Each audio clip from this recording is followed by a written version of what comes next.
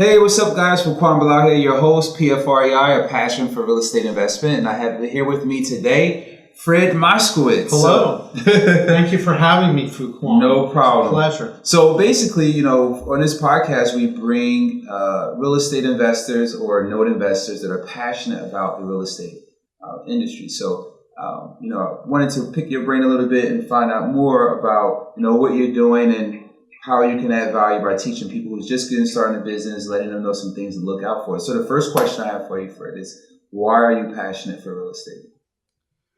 Real estate is a fantastic vehicle to build wealth and build financial stability. And if you look at successful people in the world and read about them and read their stories, you will see that consistently people have built wealth and supported themselves through real estate. Here's a perfect example I recently learned about.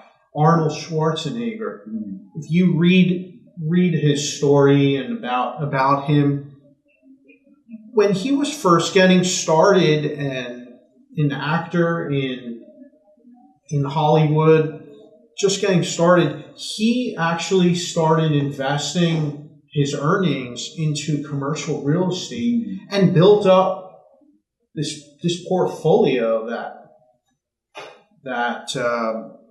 of commercial real estate, income property, and that helps support him because being in Hollywood, an actor, that's not stable. You have unstable work, unstable income. And just think about that. That really enables a person to have a different lifestyle and allows you to pursue your passions and your dreams and support whatever it is you're doing, whether you want to get into charitable activities and give back and make a contribution that way. It just enables you.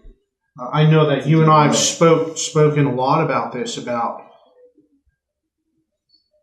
creating a lifestyle, being able to spend time with your family, pursuing hobbies and pursuits that you want. And if you think about it, at the heart for all of us, what is it that we want? We all want to live life and to have options.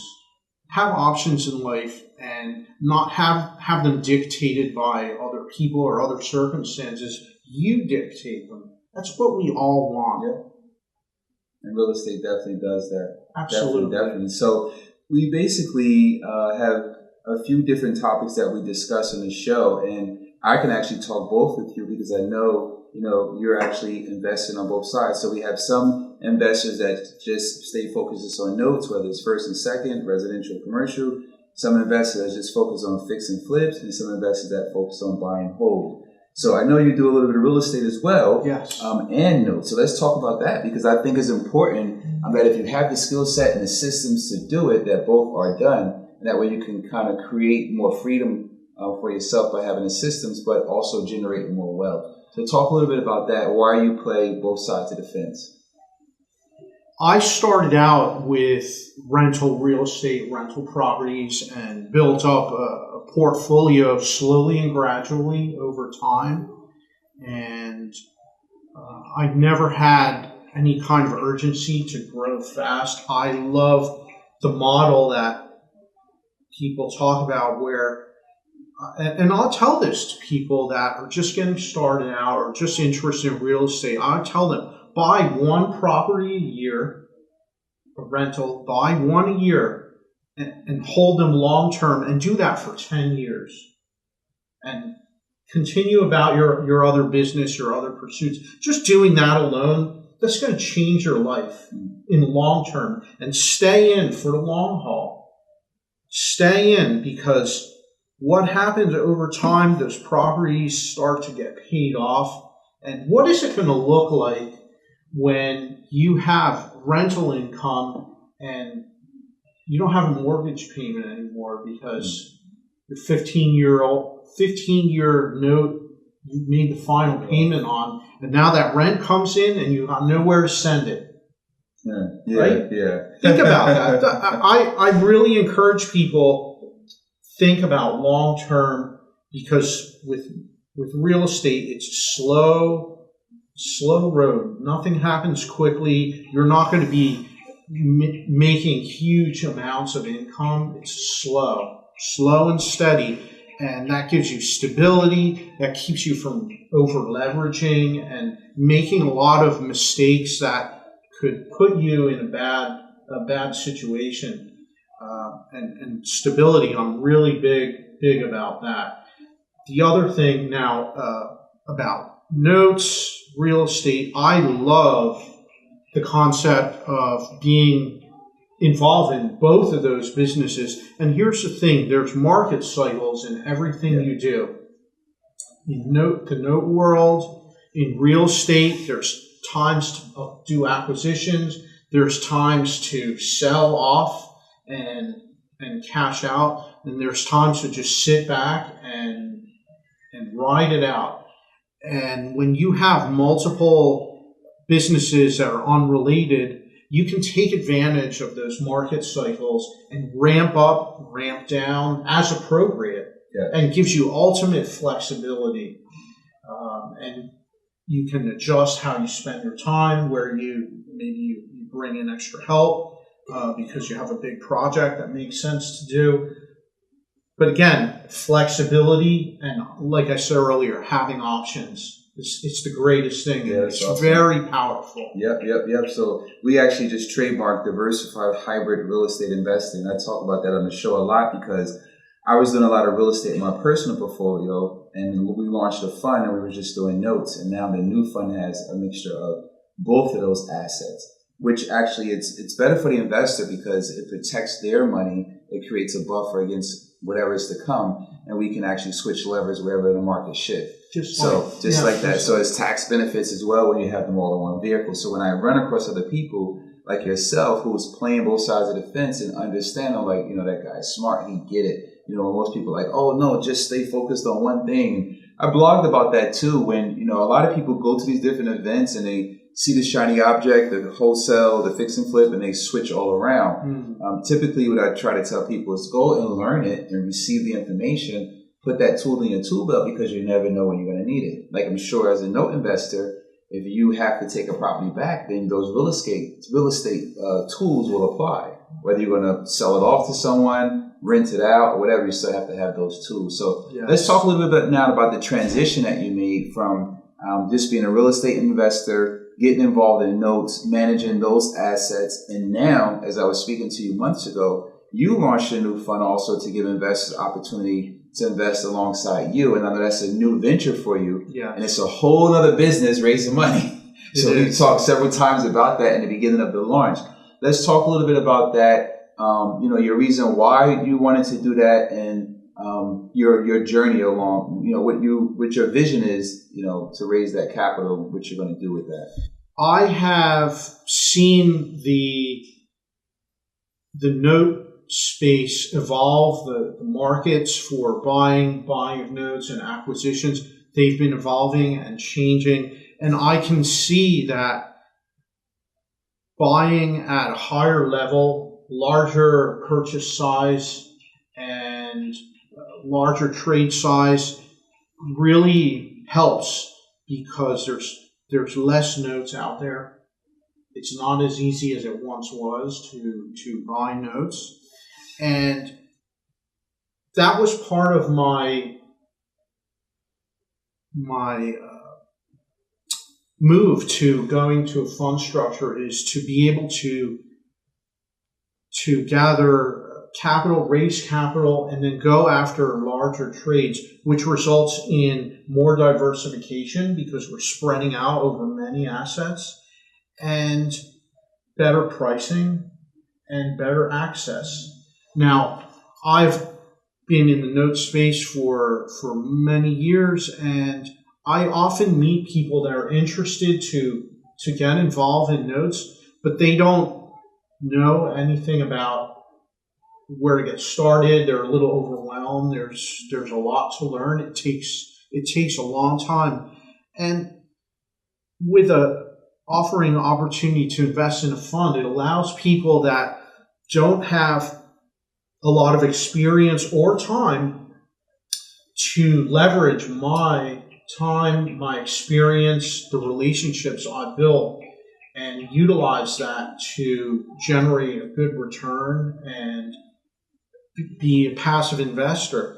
Some people need that because they're investing out of a self-directed account and need to be involved in fully passive investment. But others, they may be busy, successful professionals, executives that they're focused on their career and they're looking for something where they don't need to do a lot and have a passive role. It's not for everyone, but there's certainly a good number of investors that are looking for that. So this is a way that I'm able to offer to them an opportunity like this that they wouldn't otherwise have.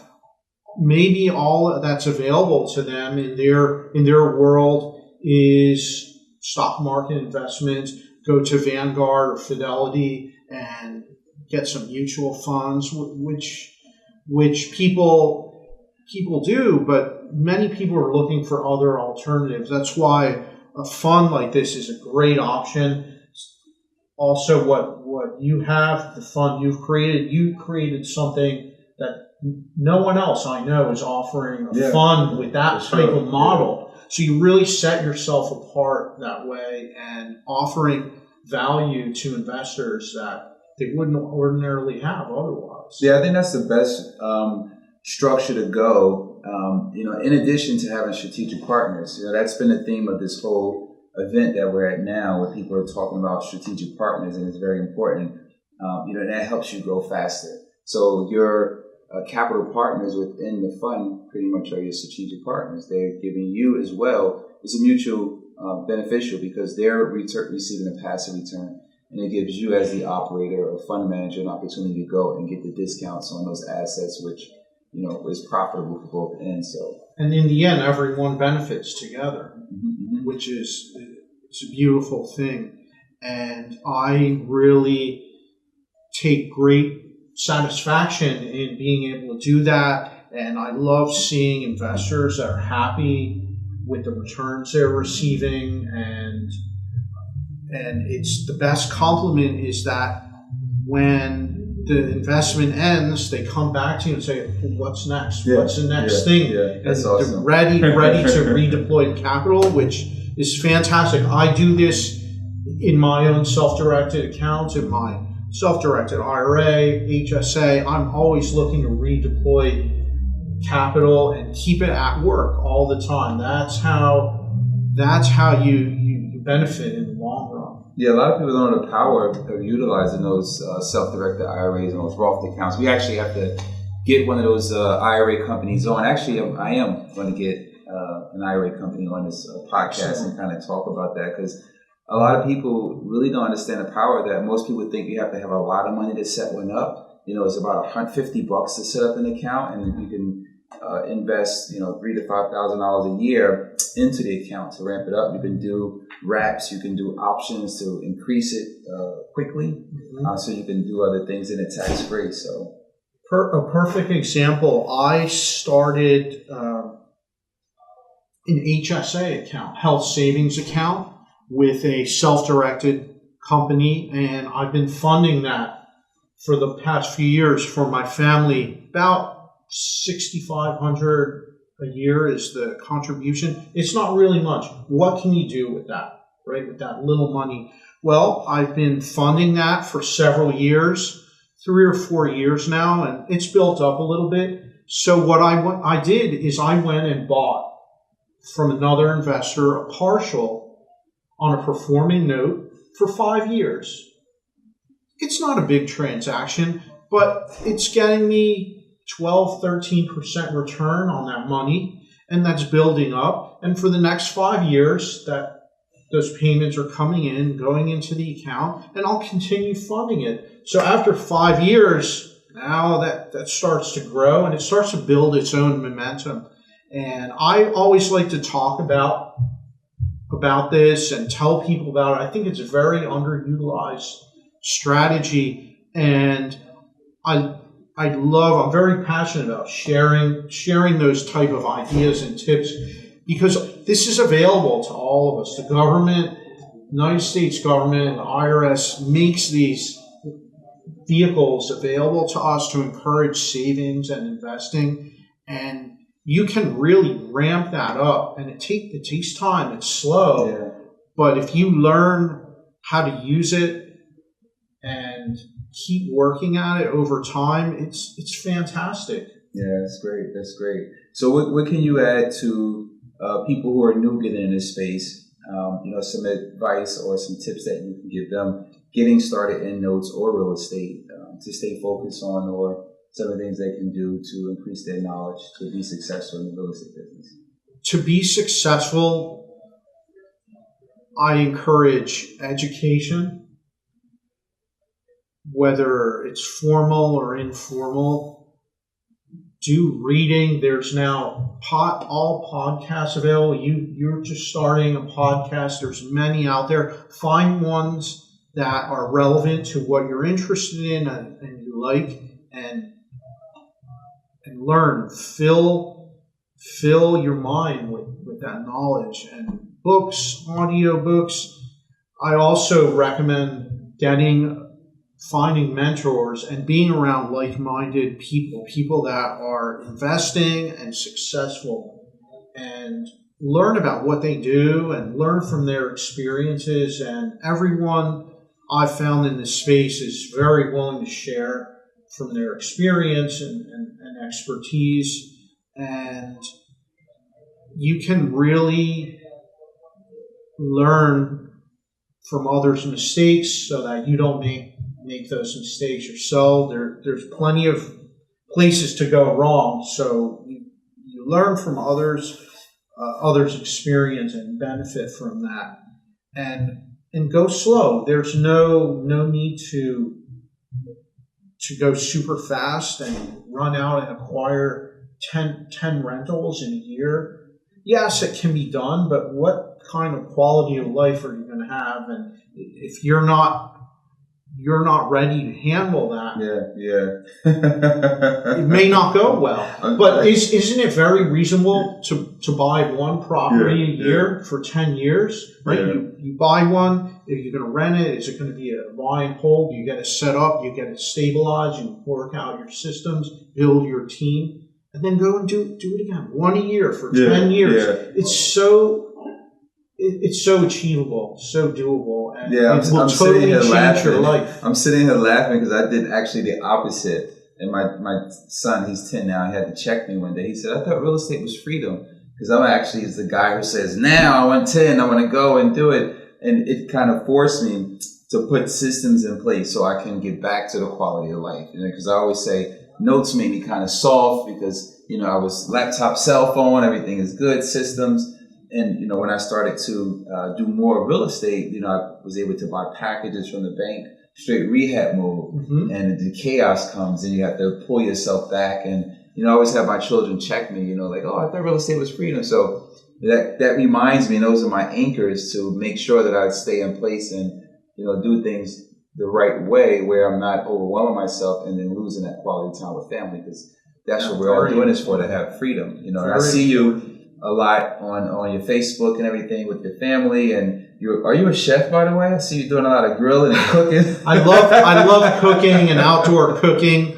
I would never want to have that as a job because then I wouldn't enjoy it. But I love cooking and eating healthy. And I see the whole family thing, spending time with your daughter, all that stuff is really important. So, absolutely. I look at that, and those are reminders, why we're in this business, to create the freedom, and because we have that passion, for this business. So I thank you for being on the show, and just give a plug and let people know your company information and how to get in contact with you. Absolutely. My company is Liberties Management, and my email is fred@libertiesmanagement.com. That's Liberties with an S all together. That's awesome. You heard it here. Fred Moscowitz, PFREI, Fuquan Bilal, your host. Thank you for joining. We'll see you at the next episode.